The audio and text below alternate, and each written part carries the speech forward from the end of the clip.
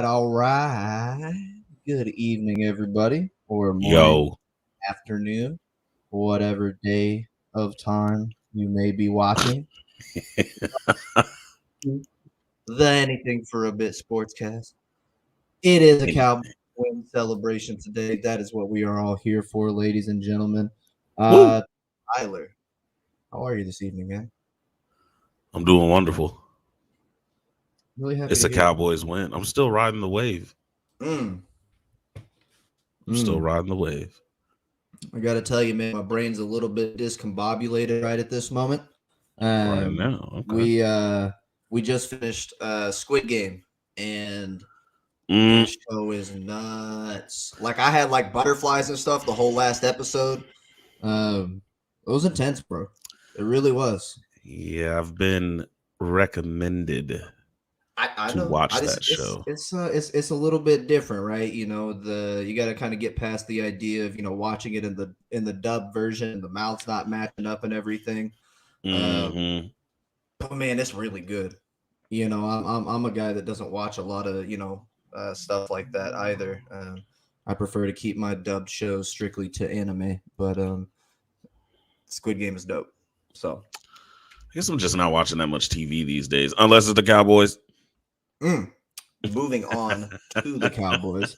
We're not here to talk about Squid Game tonight. I just not at all wanted to let everybody know that I'm broadening my horizons. That's really what that whole good job 2-minute clip was for there. Yeah, so you and the whole world. So good job. Yeah, so hopefully everybody pats me on the back right along with themselves. Go us, all the good stuff.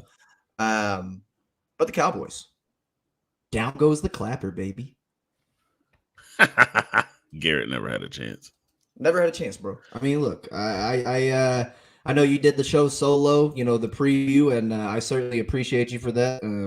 My little man is feeling much better this week. Thankfully, it was only really a day-long illness for him.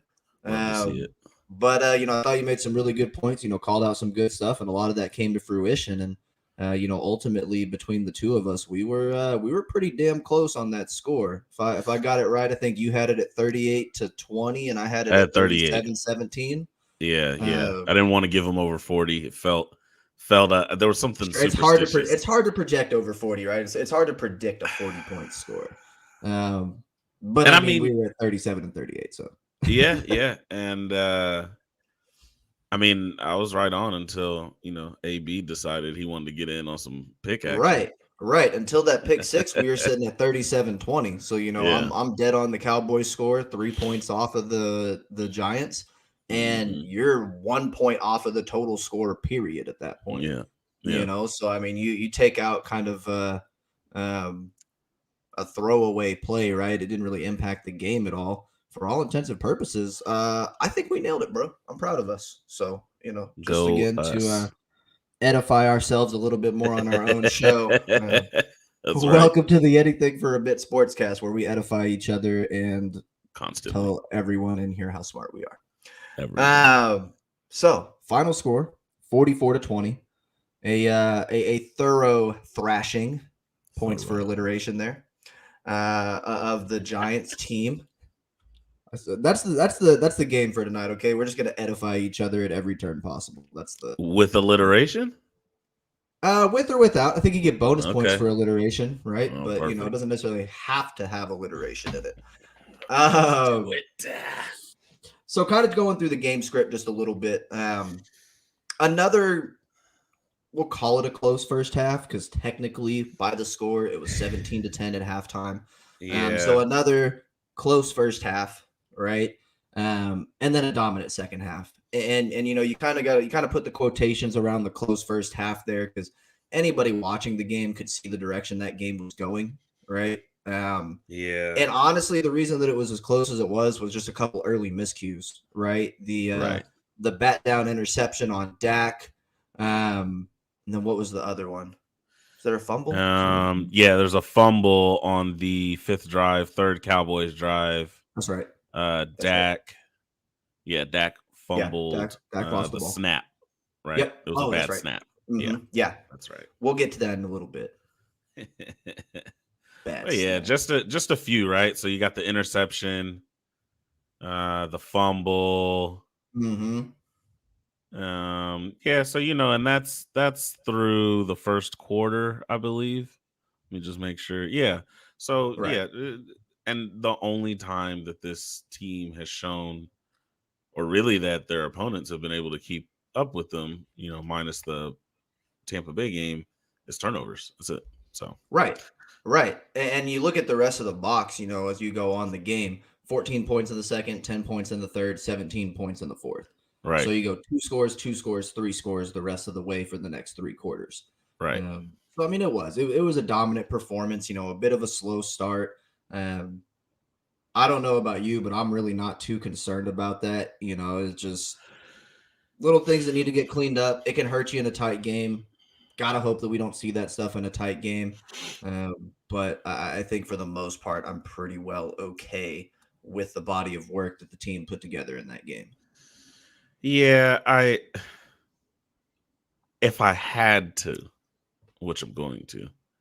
Yeah, sounds like it. Sounds like you have to. I give Dak a little bit of flack for the interception. Careful. Because he's staring at the D end. Careful. And he could have put the ball over him. Dak's too good to throw that ball right at him like that. It's just weird. It's just a little weird. It is. When I was watching it in real time, I was like, he's kind of throwing it right at him. And then he batted it up and caught it. So I mean, I think what I'm looking at there is that turnover is avoidable. I mean, all turnovers are avoidable, but he threw it right at him. And you acting like I'm going on a witch hunt at Mike McCarthy every week, and you want to, bro? I didn't even say you want to dog bad on my quarterback after a 4-game win streak and a 3-touchdown, 300-yard performance. Yeah. The standard is raising. The standard is raising by the quarter. Okay, and not only to say that game took place 364 days after a season-ending injury in the same building, in the same week of the season, against the same team. And you're going to disparage my quarterback? You're going to Oh, you're still on this thing? Okay. Yeah, I'm yeah. I mean, we should probably trade Dak, honestly. Let's just there it is. The truth comes out, people. Yep. I know our guy Juan is on your page with that. I was talking to Senor Juan Gotti, who was in our chat a couple weeks ago. I was talking to him the other day, and he still made it known that Dak's playing a lot better this year, and he's really stepping up. But the jury's still out. You're lucky I like you, Juan. I do want to say on the Giants' end, though, I did want to make this note. Got to give a big kudos to the Giants, honestly. And I mean this all seriousness, no sarcasm behind this. I know I talk a lot of trash about the Giants in general. Jason Garrett, the whole thing they got going over there is a joke. But in all seriousness, you got to take hats off to the Giant squad out there, right? They came in pretty banged up. They were short quite a few players all over. Then Saquon goes down early with that nasty looking ankle roll when he steps on Jordan Lewis's foot. Right. Then you lose Danny Dimes a little bit later in the game when Jabril Cox absolutely lays the wood on him trying to score a touchdown, get a little bit of that head-to-head.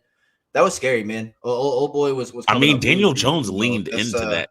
I think that's why he did. He did. And I think that there was still a pretty heavy element of football play there. So I don't think it was any like a targeting or dirty hit, anything like Cox that. Cox is trying to go in and stand him up, and he's trying to lean in over that goal line. Right. One guy's trying to score a touchdown, the other guy's trying to stop a touchdown. Football's a physical game, That was tough. But the Giants kept playing. And look, it's a 24-point game. It's not like it was a close game. But you heard Troy Aikman and Joe Buck on the broadcast on Fox. They were saying it too the whole time. They were like, man, this team has no quit. Like, they're still coming. They're still out there. They're still running plays. They're still moving the ball. They're still trying to compete and play defense. So all joking aside, I do want to give a tip of the cap to the Giants players for going out there and really trying to fight through adversity when it came to that point. Good job holding that L, buddy. You don't care for my tip. Okay. I don't care. I'm sorry. Get whooped. I'm just over here trying to be a good sport. My apologies. Yeah, whatever. Fine. Sure. We'll move on. Lined up and they got beat, and then the other people that came in for the injured people got beat even more. So, bro, say less. Welcome to the NFL. We'll just get into our first actual discussion point. Clearly, you're not entertaining the idea that we should be good sports, so we're just going to move on. Not at all. So I had a topic of discussion that's come up a couple times. We've kind of hit it a couple times. I hear it a lot, radio airwaves, different shows that I watch, see it on Twitter, stuff like that a lot. But just this conversation about, some of our depth pieces, right? Continuing to play well. That's been a story throughout the season. And again, it was, on Sunday afternoon. But I mean, you've got guys out there that, you really weren't planning to count on as meaningful as snaps as they're playing, right? Going out there and really looking good. You've got Osa Odighizuwa. We've talked about him a lot. You've got J-Ron Curse out there filling in for Donovan Wilson. Right. You've got guys all over the defensive line with D-Law out, right? When Gregory was out, when Neal was out. You got Golston coming in. You got Micah all over the place. On the offensive side, you've got Cedric Wilson filling in admirably for Michael Gallup, making plays as a receiver and missing touchdown passes. Missing touchdown passes as a quarterback, but yeah. Okay. But yeah, and then Terrence Steele, right, in place of Lyle Collins. So I mean, there's a handful of guys where you kind of look at, and in years past, you would think with all these starters out, like, we're in a lot of trouble. Right. So my first question, and then I'm gonna go on a bit of a rant here, as I am wont to do on occasion. But my initial question around this discussion topic for you is, of these pieces that we kind of discussed here and the players that we're looking to get back, because we're probably looking to get a lot of these guys back in the next 2 to 5 weeks, depending on the players that we're looking at. Okay. Which one of these starters or supposed starters might be in danger of not getting their job back? Man, so I look to the defensive side of the ball with that. Donovan Wilson's the guy that, again, not any thing against Donovan Wilson, but if you're saying who is in the most trouble or most the closest to not getting their job back, it's got to be Donovan Wilson. That's more credit to J-Ron Curse than it is anything that Donovan Wilson wasn't or can't do. How do you take him off the field? How do you take Curse off the field? Well, he's leading the team in tackles. He's up there in tackles. He's versatile, right? He's guarding your running backs. He's playing run defense in the box. He's just has a nose for the ball in general. When I'm looking up, 27's on the pile. 27's just in the general area. And the dude lays the wood. Man. He ain't playing out there, right? And, to that point, is Wilson going to get his job back? Wilson gets back on the field. I think with J-Ron Curse, the revelation there, just lets you be more flexible, right? You're going to see Quinn be maybe a little more innovative. I don't pay attention to a lot of the other teams' defensive personnel besides who we're going up against, but, maybe Quinn, starts running 3 safeties out there on the field, and we're consistently, using safeties and linebacker positions, but because of the people we have, right? Where you get some more flexibility too with who's coming, who's going in coverage, and those people's skills match up with that, right? It's hard to just say, oh, Wilson's on the field, they're going to play coverage, or, Curse is on the field, they're coming after us, right? So those that's the guy that I'm looking at there. Cedric's been playing good, but Gallup is a really, really good receiver, so he's Right, going right. to get back on the Gallup's field, coming right? back. You know, D-Law is going to get his job back, of D-Law's course, coming back. right? Collins is going to get back on the line, right? Steele is good. He's playing good. He's playing good. He's playing good. You know. I don't know. I don't know. So I don't know if I'm going to go there yet. he is, and if you even if you don't want to say he's good, you cannot deny the forward progression. And he's absolutely. Definitely in the right direction. Better than he was last year, and he has proven to be serviceable. You know, I won't deny that. But he's not Lyle. No, and again, it's not anything that Steele is doing. The only thing I really, in that Panthers game, there was a couple like missed, assignments in the run game, and getting beat up just a little bit on the edge there. But other than that, I haven't really looked at him and been like, I can't wait till Lyle gets back. So, it'll be interesting. I'm very excited to see what they do on the defensive side of the ball once they get a lot of that personnel back and the packages they run out there. It'll be very interesting to watch. Yeah, absolutely. No, and I think you're right on with Kearse there. Kearse is a guy, he played the most snaps on the defense last week. Yep. I think he played 67, 68 snaps. And to your point with the 3 safety look, I think there was 68 total snaps and he played 67. You had almost 40 snaps from Hooker and Kazee both, right? Which means that at some point, all 3 of them are on the field. Right, which means you've got Hooker and Kazee back, and you've got J-Ron Kearse up as one of those 3 linebackers in a nickel set, probably. That's right. In a base set, not a nickel set. Sorry. So yeah, I mean, I think that'll be one. I think Gallimore, he gets to be a rotational piece now. Osa's the starter; he just is. But I'm gonna go on my my little rant real quick because there's something that I've seen floating around on the what did I call it a couple of weeks ago? The tweet box. Is that what I called it? Tweet box. Yeah, I think I called it the tweet box. I like that. We're gonna remember that. The face tick. Yeah, all that stuff. And I listen to a lot of sports radio, watch a lot of different content creators on YouTube, stuff like that. And there's been this idea floating around from a lot of Cowboys fans that, hey, what do you think we could get for Michael Gallup? What do you think we could get if we traded Lyle right now? Because Terrence Steele's good. Cedric Wilson's good. Like, what if we just traded one of those guys? Y'all, you don't trade starters because you have good depth. Right. Depth is depth for a reason. Right. Like, there's a reason that we have both of those guys at those positions. Because when one gets hurt, I have the other one. Right? If I trade Michael Gallup and then Cedric Wilson gets hurt, now I have to rely on Noah Brown and Semi Fehoko at 3 and 4? No, thank you. Right? If I trade Lyle and Terrence Steele gets hurt, who's my right tackle? Gets hurt. Who's my right tackle? Who's out there? Ty and Secchi?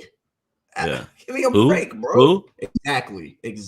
Ty and Secchi. Don't. That would be your right tackle if Terrence Steele got hurt and Lyle Collins was no longer on your team. So I'm begging for everybody, right? Just calm down a little bit because I am trying to win a championship right now. And this isn't Madden where I can turn off. I was just about to say that. Right. I can't turn off injuries. So I need my depth. In Madden, I can have a row of 99s and pay them everything that I want, and all my backups get $200,000 a year because they never see the field because I turn off stamina and I turn off injuries. Right. That's not real. Right? People have to get spelled. They need breaks, and they get hurt. Right? Yeah. Or they get suspended like Lyle's dumbass. We need the depth, guys. And I mean, look, realistically, like even if we were going to entertain something like that. Yeah. What are you going to get for Michael Gallup? You're going to get a third, maybe, something, which is what you're going to get if you let him go in free agency after this year anyway. Right. Now, it's a year down the road, which makes this third more valuable, of course. But again, I would rather keep the guy that's going to help me try to win a championship right now and then still take the 3rd round pick later if I don't want to keep him on my team. Right. Right. And what? So maybe you get like a second for him if a team really wants him. But like if you're trading a guy like a Michael Gallup or a Lyle Collins, you're probably trading them to one of your to your competitors. Well, and maybe you don't trade him within the NFC, but what if Cleveland ponies up and says, you know what, we really want a receiver. Jarvis Landry can't stay healthy. Odell can't stay healthy. We're going to go get Michael Gallup for Baker. And that's what helps drive them over the top. And then you see the Browns in the Super Bowl with Michael Gallup on the other side of the field. Okay. And what do you have? A second or a third round pick. Good luck putting that on the field on Sunday.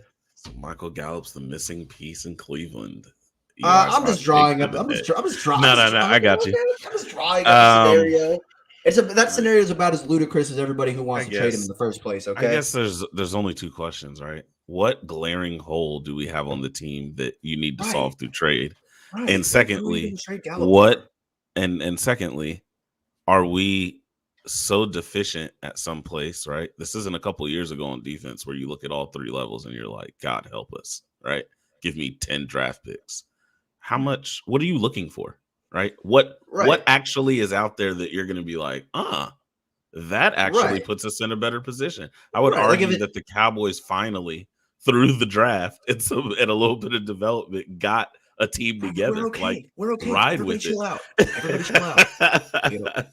Unless some idiot GM is calling Jerry to pick up the phone and say, hey, we'll trade you our, really good corner for your really good receiver, which would never happen in any universe ever.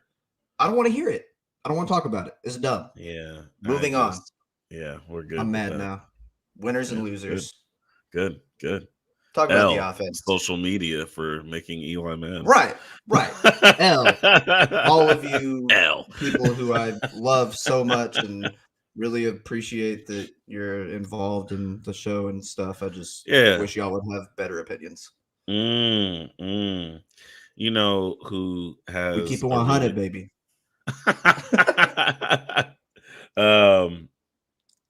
Speaking of highly favorable opinions, I bet that Dalton Schultz has a pretty high and favorable opinion of Dak Prescott. Man. Talk about winners and losers. Dalton Schultz kind of balling. Yeah, he's for me got to be the winner, and not so much because he blew it out the water this game, right? I think he was 6 for 79 and a touchdown or something like that. It was a solid game. I mean, a great game for a tight end, But just looking at the body of work he's put together over the season, this is a third straight week he's led the team in receptions. If I'm not mistaken, 6 catches all 3 weeks, maybe 5 in one of those weeks. But 5 or 6 catches, 3 straight weeks. He's led the team. It seems like Dak is starting to look at him more on those, third down and shorts where we see a lot of the play action boot, those red zone goal line attempts, that type of stuff. It seems like he's starting to get a little bit more involved in that. He's got a couple goal line touchdowns, 3 touchdowns total on the season through 5 games. And he's put together a nice stat line, 26 catches, 280 yards. So he's getting about 5 catches a game. What's that, about 50 yards a game and 3 touchdowns in 5 games. I mean, that's solid for a guy who's your 3rd or 4th pass catcher and your 5th or 6th option on offense. Supposedly. That's solid. Right. Yeah, their rapport is definitely getting up there. You see Dak looking for him in the middle of the field, just to move those chains, man, or make that longer down and distance more manageable. That's when Schultz numbers getting called. I see it, and when they're taking shots, where they're running, some kind of combination with the outside and inside receiver, right? That inline tight end and the outside receiver, when they're attacking that second level or, even the safety, like we saw in the, what game was that? What was that second game? Chargers. What was that other game? What was after that? Bucks, Chargers, Eagles, Panthers. Eagles in the Eagles game. They had like the no-name free safety out there. And you saw Schultz, right, running under the decoy routes or the posts. So they're scheming him open. Yep. Really well. So he's once they get in that 30-ish yard range to the end zone, they're taking a shot with him. I just love. I mean, they're using him, and they're obviously comfortable with him. And Dak is looking his way in that passing game. So Schultz is just going to be a steady hand, the whole season. I like what that offers in the middle of the field there. And like I said, I don't. While they have that rapport there, the other tight end's just good. If Dak started throwing it Jarwin's way Jarwin would be more, fine. he would be just Jarwin would be fine too. So Yeah. I do like the rapport that's building there. It just feels like that old reliable Witten, third and Witten. Right. Yeah, I mean, it really is. It really he's got is. some way to go before he gets that, nickname, Sure, but it feels that way right now. Yeah, it's kind of the idea though. You know who doesn't have steady hands? My center. Biadish, what are you doing? Okay, so a few weeks ago he was the loser because he couldn't block. Right. And you give him a little bit of a pass because that was against Javon Hargrave. The dude is a monster, one of the best interior pass rushers in the league. Okay. But like now I gotta ask if he can snap now. Like I don't even have to worry about whether or not you can block because you might not even get the ball to my quarterback. We might not get to block. That's there frustrating. Are some things that's frustrating in pro sports, right? There's just some things that you're just not going to have a tolerance for, right? Are you a good player in basketball? The ball. Right. You're a good player in basketball and you can shoot. You got to hit them free throws, right? Get my quarterback the ball. You got to, you got to snap the ball. I can't tolerate any miscues there, right? I really wonder, I wish that, I could be a fly on the wall in some of these coaches' meetings and practices and stuff like that, right? Because Connor McGovern played center at Penn State, but reports in camp is that he has trouble snapping the ball. Right. He didn't have trouble in Penn State. Right.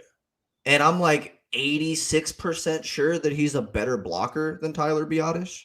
Yeah. Because I've seen him play guard better than Biadish play center. Right. Yeah. So I just want to know why we can't explore that. Yeah. And I don't know. I really think that, this is going to be something that unfortunately we're going to be looking at most of the season because it doesn't seem like the Cowboys have a willingness to try McGovern there. Because Dak caught a couple of them bad boys to the side. Right. One hand. Down, Yeah, I mean, come on, man. And still making plays out of it, because he's the MVP. But I just don't know that there's a fix for it this year. I would love to be talking about, maybe a center replacement in the second or third round of the draft next year. Haven't started looking into players like that to see who's going to be available, but I think that might be a position that we're looking to fix in the offseason. I hear that. We got a brand new winner on the defensive side this week, Ty. Wiener. And this is a guy that I did not think I would be calling a winner at any point in time this season, but I might have to get off Anthony Brown's back a little bit. Oh, hold up. Get up off my mans. Yeah, right. AB on AB crime. We were having a good old time with that week one, right? Yeah, that was a rough way to come into the season.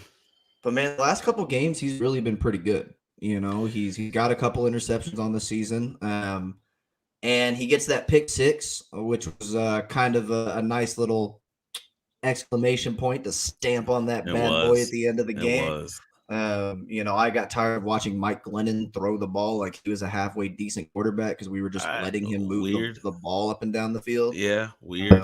I guess because we were up 20 or whatever. I don't know. But, he gets the pick six, and then you look at the game as a whole, only 2 catches on 8 targets, only 2 receptions allowed. So, a pretty good day all in all when you look at Anthony Brown. And again, like I said, he's been pretty decent the last couple weeks. I don't know that Kelvin Joseph comes in and, takes over anytime soon. I don't know that's going to be a thing.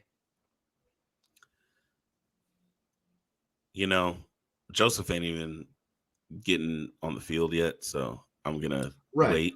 But ideally, you'll have a good mix of corners that based on personnel, who you're matching up against that week, maybe using some different strengths, different body types against the other receivers, give you some more coverage schemes, right? With putting extra DBs on the field, or even playing DBs at safety. I mean, they're going to be, mixing up the looks, I think, because the linebacker, safety, defensive back combos are going to be very fluid, I feel like, once they get rolling. So, I mean, hey, props to AB. I mean, they were playing like, I was playing Giants receiver in the third quarter, on Sunday. So, Tony, that kid, Tony. Tony, listen, a problem. Like 10 for 189 or something. Right, I mean, he's a problem. He had like 200 of the 300 receiving yards on the team. It was ridiculous. I mean, that's the modern NFL, right? That guy's too quick to be guarded. You can't rough him up. You're going to get called, right? You're going to get a holding every play if you touch him. You saw it perfectly on that catch, right? He works that little comeback, sticks his foot in the ground, and spins, right, in one motion. Right. Leaves Diggs, KZ, and someone else. No, Tony's a problem. He is just in the dust, but otherwise a solid game. And again, I think it's just the contagious, right? The confidence is contagious. You're over there, Mike is getting, the defense is getting pressures, getting sacks. We're defending balls. Diggs is over there picking balls. You just start. I can't imagine that they're not going onto the field and just thinking, hey, we're gonna make a play this time, right? Like, right. We're going to take the ball away. Why not me? Right. So I like the confidence more than anything. Hopefully his play keeps up with it, but I just love the confidence more than anything. Yeah, absolutely. Moving on to this week's loser for the defensive side. Loser. Yeah, and this will be kind of like Jarwin last week, where it was kind of like a soft loser, like loser-ish, There wasn't really a big winner or loser on the defensive side of this game, honestly. Yeah. But, the one guy that I was kind of looking at to, maybe get a little bit more opportunity, and he didn't, was Jabril Cox. Yeah. Big storyline last week with Jalen, getting cut from the team. Obviously opened up, 30 or so, 20 to 30 snaps a game that he was playing there. Yeah. Logic would kind of dictate that Jabril Cox is the guy that's going to take a decent chunk of those. But when you look at the game tape, I mean, he pops out on one play, right, which we talked about, where he incapacitated Daniel Jones on that goal line run. Other than that, he plays 4 snaps the whole game. Right. So, I mean, he's still playing special team stuff like that. But as far as like actual defensive snaps, only 4 defensive snaps the whole game. I tend to think that it's still just, he's a 4th round rookie, right? There's a lot of dudes in that room, even without Jalen. You still got LVE out there. You got Neal. Parsons was playing linebacker primarily that game. We talked about J-Ron Kearse sliding down into that linebacker role. I think that there's still a lot of bodies in that room.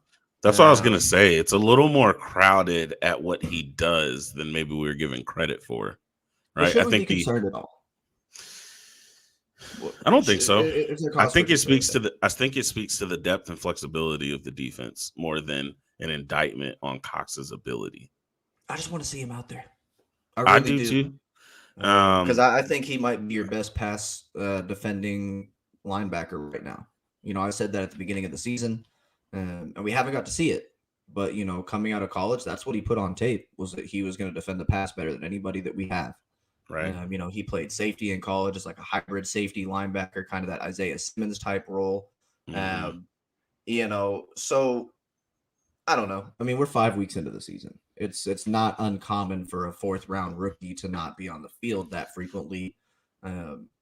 but maybe just something to monitor over the next few weeks, because I would expect that, at least coming out of the bye, right, week 6, week 7, week 8, somewhere in that range, that we're going to see him 15 to 30 snaps a game. And I think that I may be a little bit concerned if we're not getting that kind of usage out of him within the next 3 or 4 weeks. Right. Like I said, hopefully they're just bringing him along, letting the rookie get in there and get as much knowledge or, I guess, preparation as, before they throw him in. I guess they just have the luxury of not needing him. Right, he doesn't have to right play. now. I mean, they're proving that. Exactly. So I don't no reason for worry. By the end of the season, I think he'll be playing some meaningful football for us. Yeah, I think I'm gonna put a code lime green on this one. It's not a green where like I'm totally confident that everything's fine, but I'm not quite to a code yellow yet. Where I'm starting to get a little bit concerned. And obviously I'm not a code red or orange or whatever the hell color comes next there in that spectrum. Sure. I was just wondering how your colors progress there, but good. I don't know. I haven't done any pre-show prep on that, so I'm gonna have to actually go down. We'll just run with code lime green. I got it. Yeah, I'm gonna have to look at the color wheel and make sure that it all makes sense. But but yeah, so I mean, not a big concern. Like I said, that's kind of a soft loser, but just kind of something to keep an eye on going forward over the next few weeks. Let's wrap this bad boy up with some quick game notes on the offensive and defensive side. What was some stuff you saw from the defense this week, man? You mentioned Cox not getting on the field. And when you look at the defensive performance, right?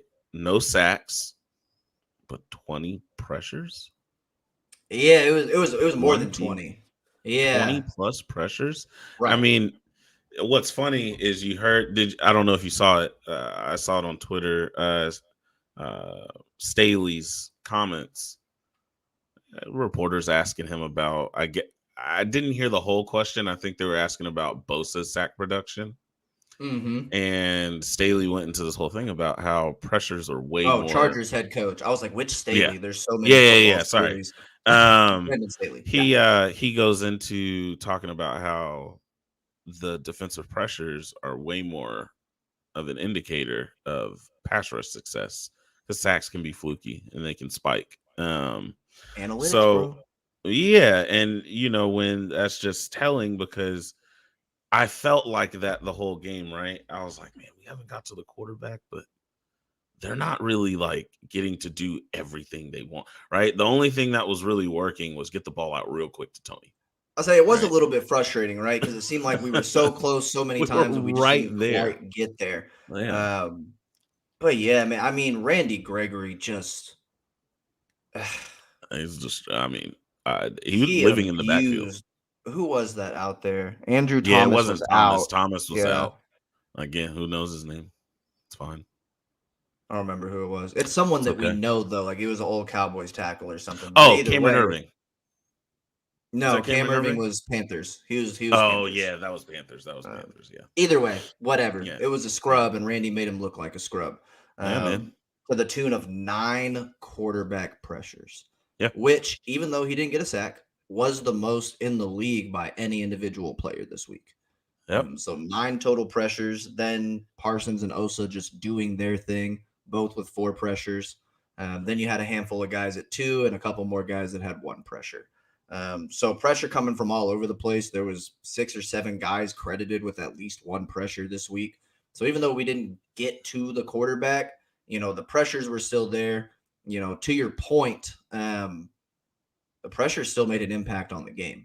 And, one clear indicator of that was the Anthony Brown interception.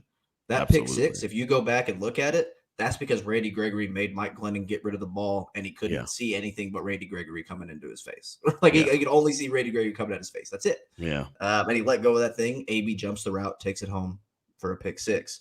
And all of that was due to the pressure that Randy Gregory put on Mike Glennon. Yeah. I know a lot of people still, some of the chirping I still hear is giving up too many yards. You're giving up too many this. Look, it was like 350 yards of offense. Again, bordering on 400. They gave up 20 points, bro. What do you want? Yeah, You can have 700 yards if you score 20 points every game. I don't care. You can have 2,000. Yeah, All I'm of the just not. yards. Yeah, I'm really sold on scoring defense, and you could take it 99 yards down the field every single drive, or I guess 98, right? Because you'd start on the 1. 98 yards down the field on every drive. Yeah. As long as you don't get that last one. Right. Right. And that's what the Cowboys have been. Yeah. Just again, I guess I can understand, because traditionally football has been a keep the yards per game, passing yards, rushing yards, all that stuff low, right?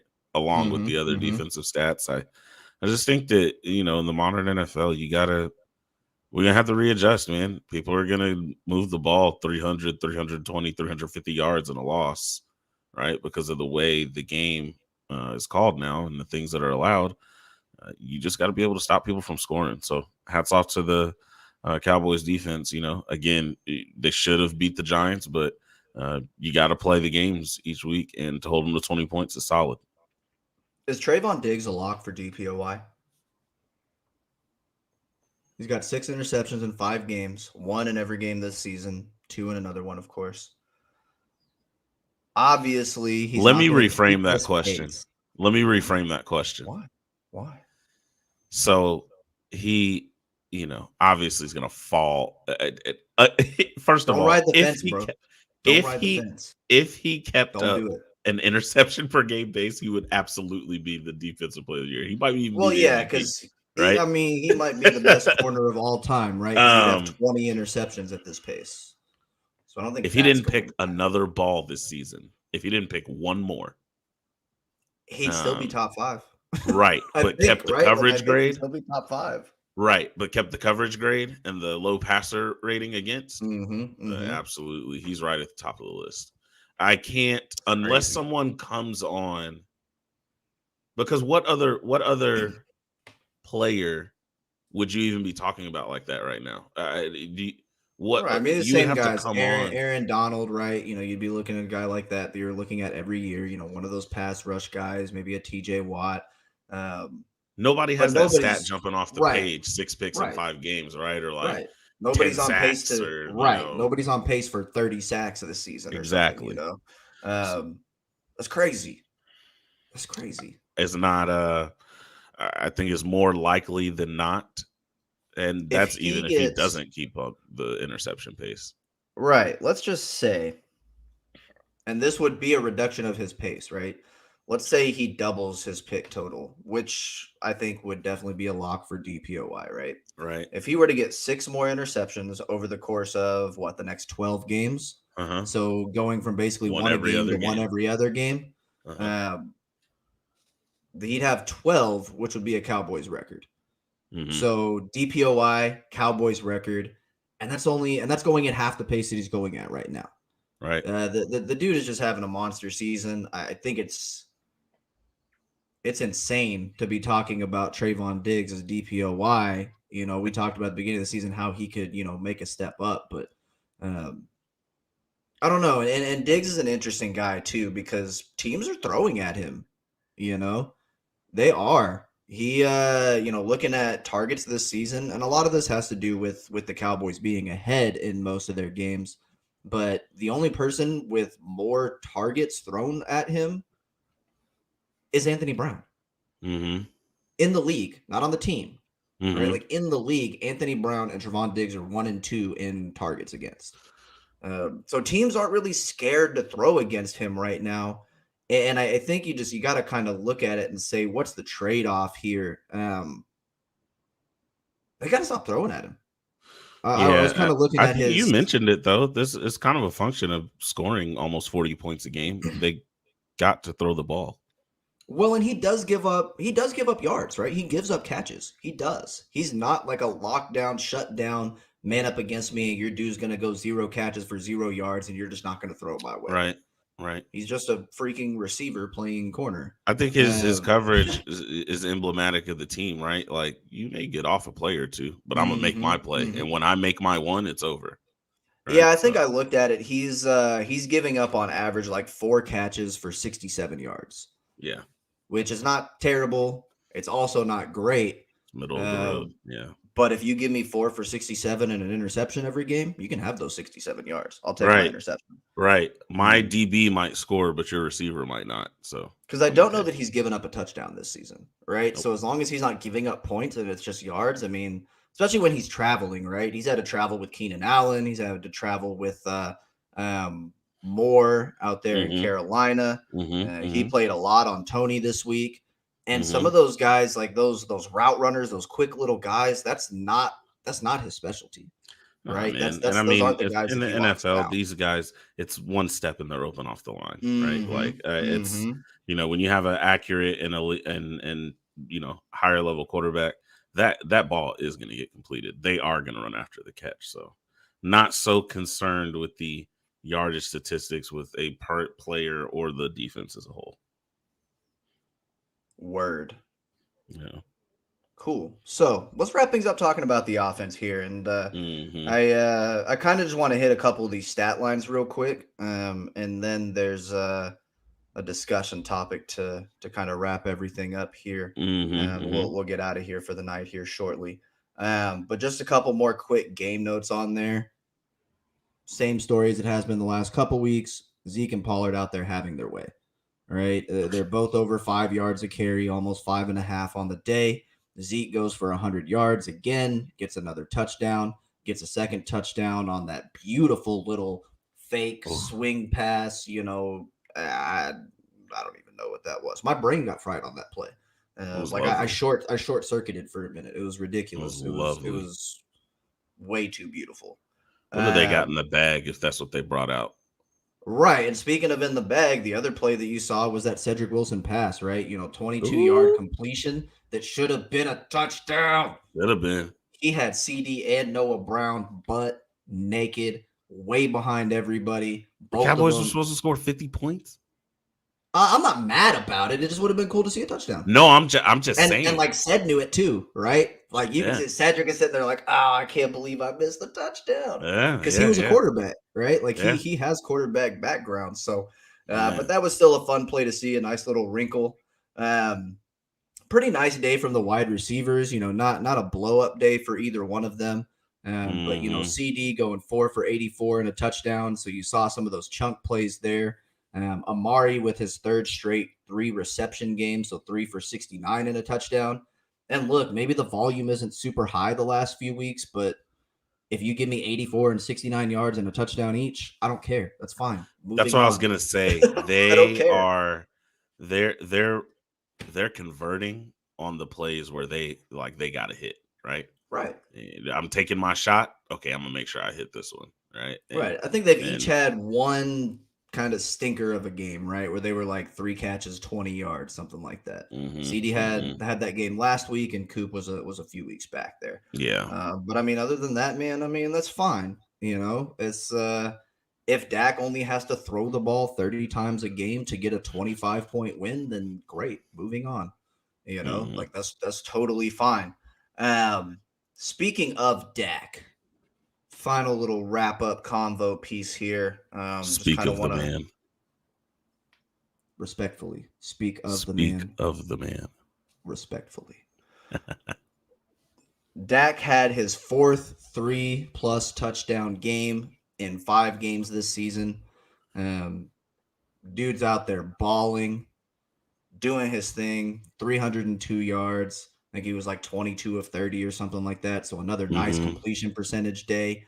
3 touchdowns. He did have the 1 pick and the fumble. So, the turnovers, my guy's averaging like 1 turnover a game, somewhere in that range right now. You'd like to reduce that a little bit.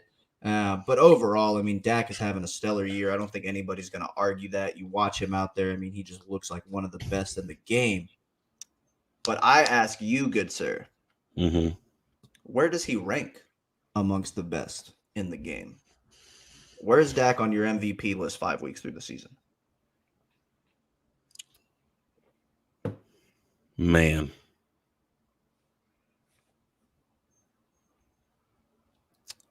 I'm going to put him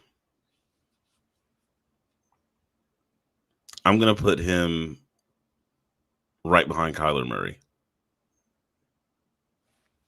It's him and Kyler at the top. So Kyler won, him too? Is that what we're saying? That's right at the top there. Yeah. I'm going to give Kyler the edge on a little bit production-wise. There seems to be some MVP favor more with the quarterback when you're rushing and throwing, right? And they're undefeated, right? But when you talk about who makes their team go, obviously there's a lot of good stories on the Cowboys this season, but I think miraculously, I don't know how it's being buried, but this team wouldn't even be close to this level without Dak. It was not even I mean, we saw last year what the team looked like without Dak, right? And most quarterbacks, you can say that, right? It's because of the NFL, right? It's most quarterbacks are like that, but Kyler and Dak, I think, are at the top, and Josh Allen and Herbert are right behind them. That's the crop of the MVP voters or the MVP candidates right now. Herbert is absolutely ridiculous. He's gonna Herbert balling. Man, I'll still take Dak though.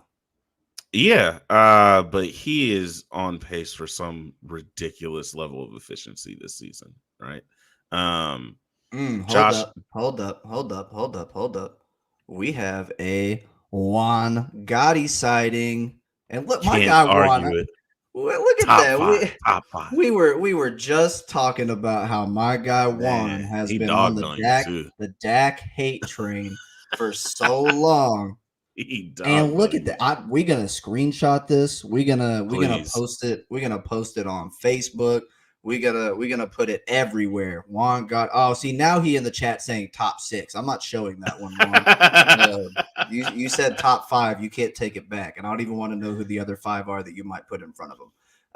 But I think on my end, I think I'm pretty close to where you are with that, right? Yeah. I think Kyler is still number 1, right? And then I think.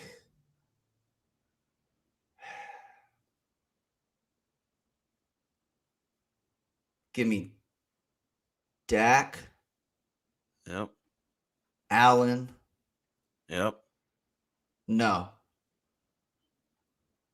Yes. Maybe not season to date, but I do think that he's going to be there. Yep. And then I'm going to go Lamar and then Herbert. Because that game that Lamar put together was ridiculous. I just don't know if they're going to be winning enough at the end of the season for him to be. I know, but I don't know. It has been a lot of close games at the end of the season with that winning enough record to be MVP. That's exactly what it is. Yeah. I think that the Bills, Cardinals, and Cowboys are going to be right among the top, if not the top 3 in wins at the end of the season. So, of course, their teams are going to get elevated there. But Dak, the defense in Dallas is playing above what people expected. But the defenses in Arizona and Buffalo, I mean, Arizona's defense has a laundry list of star players, right? Buffalo's defense might be the best, right? They just tuned up Patrick Mahomes like he was a jobber quarterback. Right. I mean, that was nuts. All the advanced metrics say the Bills defense is the best since that Patriots defense. What was that? 2018. I think it was 18. I think that's right. Something like 18, that. Where they had that highly efficient defense, So I think that as far as like who's pulling their team along the most, right? Who is, the most valuable, as the award says. And again, those teams probably are way different without their quarterbacks too. But I mean, the Cowboys go back in the basement without Dak. No, I think Dak is in that spot. And I think it got a little bit closer with him and Kyler. Because Kyler really didn't play that well against the 49ers this week. It was a game, right? It wasn't really an MVP type game. I think the one thing that might hold Dak back a little bit is if we keep seeing some of these, 28 pass attempt games where he goes for 240 yards, but because we're blowing him out by 20, Right. maybe he doesn't get some of those stats. But, I think if they keep winning, which, I mean, look, there's only probably going to be 2 or 3 more games the rest of the season that the Cowboys aren't favored to win. Right. Not that I'm saying they're going to go 14-3 or anything like that, but that when you look at the betting odds, that's what Vegas is going to tell you they should be, right? At the end of the season. Right. Mm-hmm. If they go win 12 or 13 games and Dak is completing 70 to 75% of his passes and he throws 40 to 50 touchdowns and has 4,000 plus yards and 15 interceptions, 12. I mean, it's just going to be hard to top, right? I think that Kyler and Lamar are going to have a little bit of an edge with what they can do with their legs, maybe. So we'll see, man. But we're just a little over a quarter of the way through the season, so I think that race is going to be one that's interesting to continue to watch. Mm-hmm. I think that's all I got, man. Yeah, man. I mean, look, 10.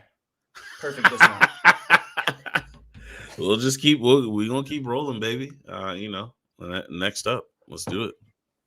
That's a bet. Well, this will be the Anything for a Bit Sportscast. Signing off, ladies and gentlemen. Please like, subscribe, comment, share with your friends, share with the people who aren't your friends. I don't care. All of that. You don't have to like them. You Nope. just have to like my show. Just tell them. All right, peeps. We're out of here.